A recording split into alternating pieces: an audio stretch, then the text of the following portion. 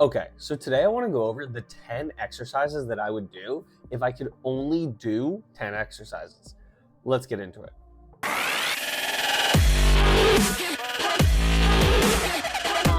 So the first thing I want to go over is these aren't in any particular order. To be honest, the way I at least started the list is I literally just started going down the body. So for example, the first exercise is a shoulder exercise. I literally just started shoulders and started going down the body. Then once I got around to the waist, I realized I forgot to do back. So then I jumped back, and the back end of the list is a little back and forth because I was also adding in second exercises for certain muscle groups. But basically the whole point of this is if I only had 10 exercises to try and hit every muscle group in the body in the best way possible, what 10 exercises would I do? So the first one, as I said, I started at the top of the body and then went down. So I started with shoulders. Now, this is the only shoulder-specific exercise on the list. There are other exercises that will still hit shoulders to a degree, but this is the only shoulder-specific exercise on the list. The exercise, lateral raises. Lateral raises to me are the best combination of being able to hit every head of the shoulder. It hits all three. It primarily hits the lateral head, but it does hit the other heads. But the reason I picked these specifically is later in the list, we'll have pressing movements for chest exercises, and those will then hit the front part of the shoulder. So now you're hitting two of the three parts of the shoulder and getting some just good work on those shoulders. And these lateral raises are just such a good shoulder exercise. You can get such a good pump and you feel the stretch and contraction.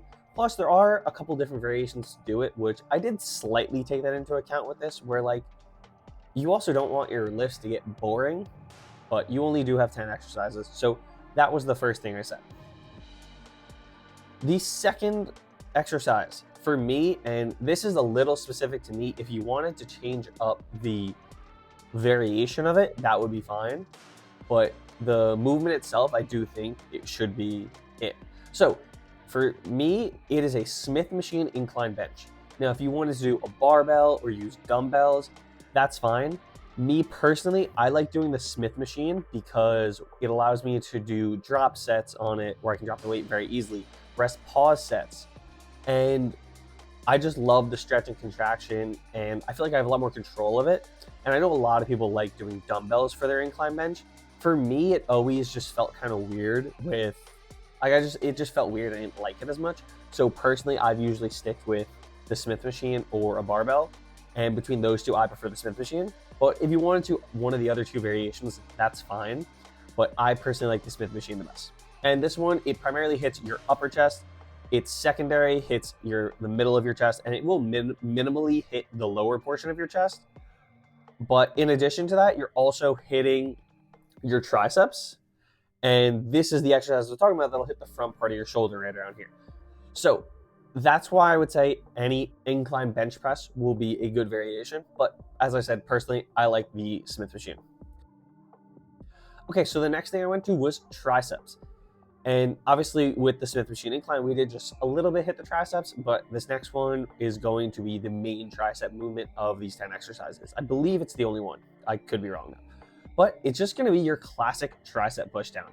It's classic, and it's classic for a reason, because it's one of the best tricep exercises, if not the best. I personally like it the best.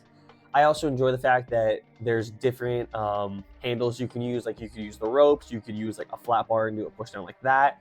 You could use the low V one. There's just a lot of different ways that you can do it. And that also allows you for some variation in it. So that would be the next one. Okay, so the next exercise is for your biceps, but it's also going to hit your forearms.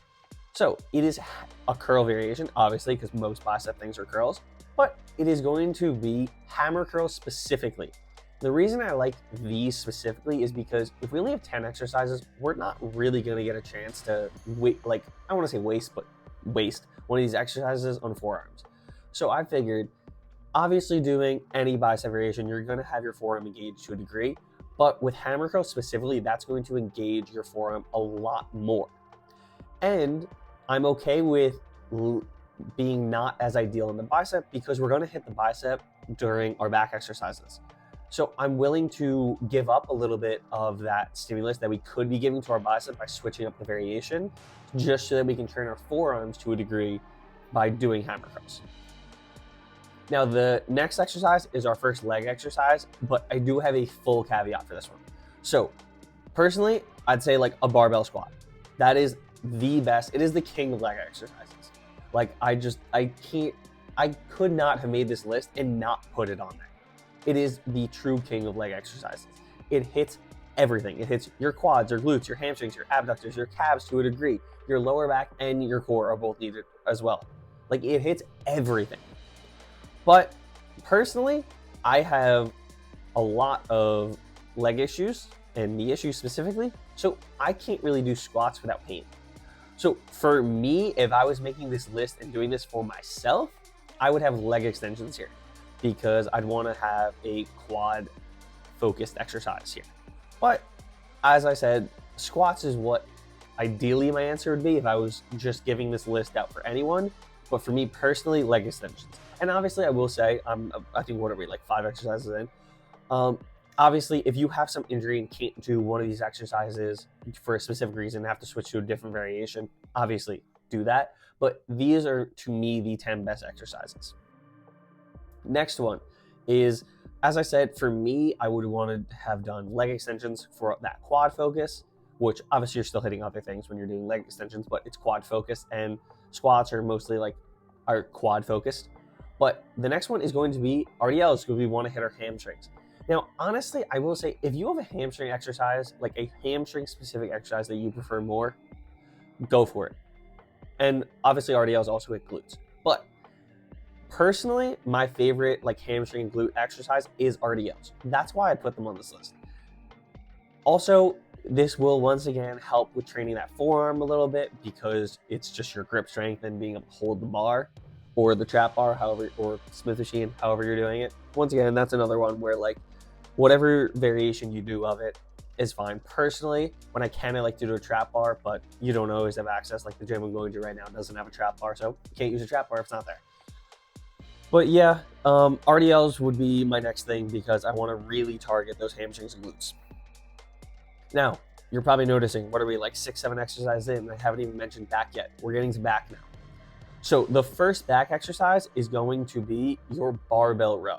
This is going to hit your lats, your rhomboids, your traps, your teres major and minor, your rear delts, your lower back, your rotator cuff muscles, your biceps, and your forearms. Sorry, I have a little list here of all the specific muscles, because I can be very bad with the names sometimes. But personally, I would say a barbell row. I just really like barbell rows personally, so just because it hits so many different portions of the back. So that would be our first back exercise.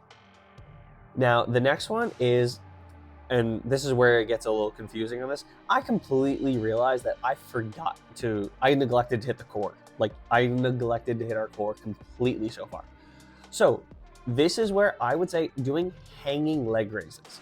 To me, this is one of the best core exercises. It is definitely a challenge. So if you have absolutely no core strength, I wouldn't start with these. This definitely isn't a beginner exercise in a sense, because a lot of times you're just gonna engage your hip flexors a lot when you're swinging your legs up.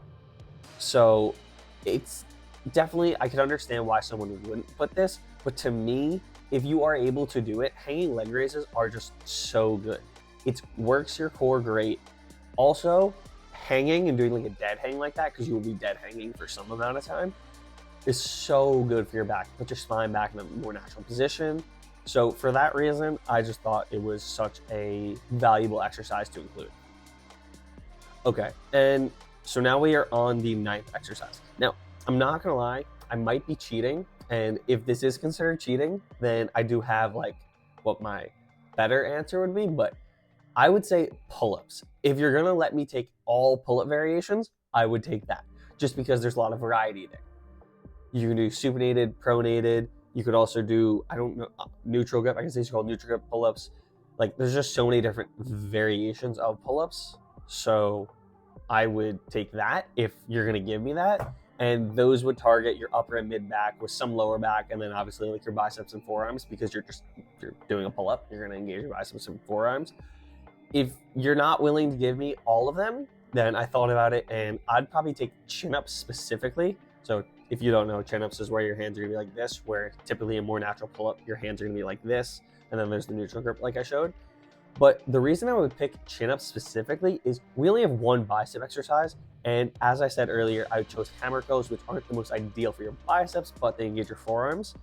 I would say chin-ups because people don't realize this. I feel like most people just think of chin-ups as like a back exercise, but chin-ups are extremely good for your biceps. Like they really do engage your biceps, and they also do target more of your upper back specifically. But chin-ups are genuinely one of the best bicep exercises that you can do.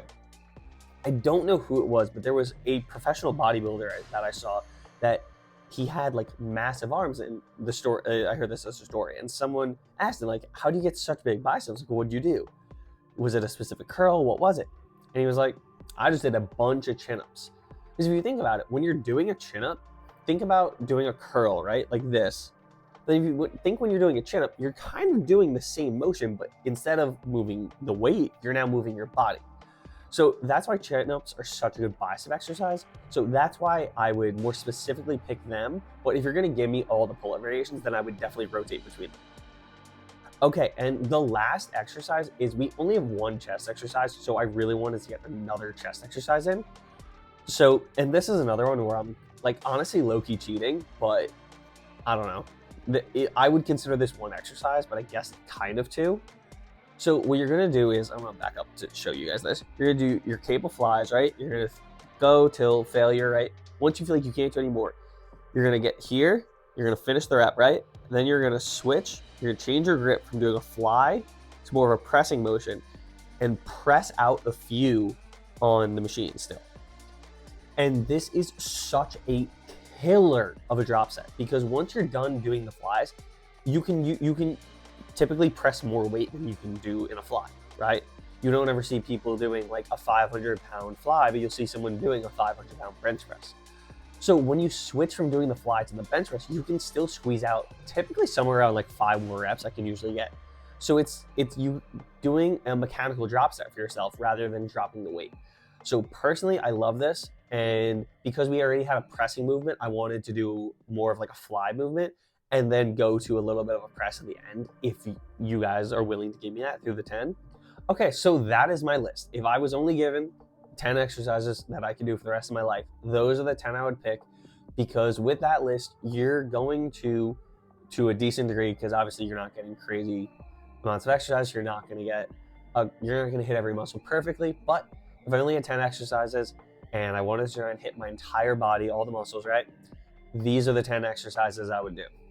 If you have any questions about why I picked something or an argument, honestly, I would actually love this. If you have an argument about one thing you think I should switch out for something else, I'd love to hear your argument in the comment section, and definitely willing to change my mind if I hear a good argument. I send this to honestly anyone you know who lifts, because I'm curious to get their opinion on it, or anyone you know who maybe doesn't lift and they could start by trying some of these exercises out. I hope you enjoy it, and make sure to like, comment, subscribe, and I'll catch you next Sunday at 5 p.m. Catch you there.